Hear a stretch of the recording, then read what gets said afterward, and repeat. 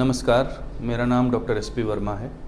मैं king George medical university में clinical haematology department में प्रोफेसर एंड हेड के पद पर कार्यरत हूँ।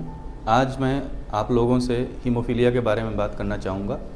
जैसा कि हम जानते हैं कि हर वर्ष 17 अप्रैल को वर्ल्ड हीमोफीलिया दिवस मनाया जाता है।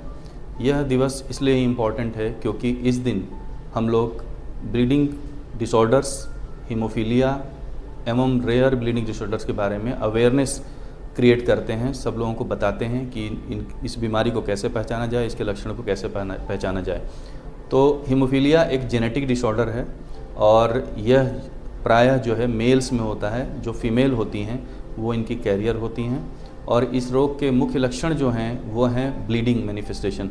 तो इस रोग में क्या मरीजों में इस रोग से जो ग्रसित जो लोग हैं उनमें जोड़ों में बार बार ब्लीडिंग होना, मसल्स के अंदर ब्लीडिंग होना जो कि स्वतः भी हो सकता है और हल्की फुल्की चोट लगने के बाद भी हो सकता है, या जब बच्चा पैदा होता है, जब वो चलना शुरू करता है, क्रॉल करना शुरू करता है, तब उसके घुटने में तभी से ही ब्लीडिंग होनी शुरू हो जाती है।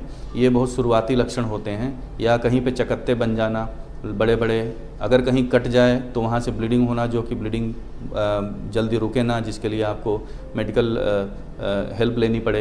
तो इस तरह के अगर ब्लीडिंग कहीं भी होती है तो आपको यह सोचना चाहिए कि ये हीमोफीलिया के लक्षण हो सकते हैं।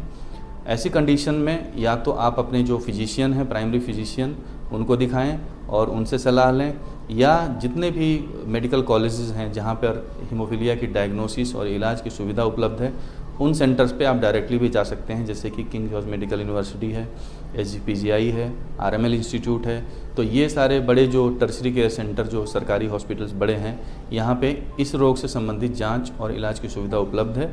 अगर आप यहाँ पहुँचेंगे तो आपके पेशेंट की, जिसको भी ये प्रॉब्लम है, उसकी पूरी जांच की जाएगी और जांच के बाद डायग्नोसिस बनेगी कि ये किस तरह का हीमोफीलिया है। क्योंकि हीमोफीलिया भी कई तरह के होते हैं। हीमोफीलिया A, हीमोफीलिया B, जिसमें कि हीमोफीलिया A में फैक्टर 8 की कमी होती है, हीमोफीलिया B में फैक्टर 9 की कमी होती है।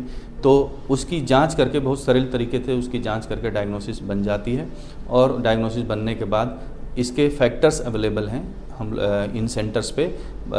यूपी में कई सारे हीमोफीलिया ट्रीटमेंट सेंटर्स डिफरेंट जिलों में भी हैं और मेडिकल कॉलेजेस में भी हैं।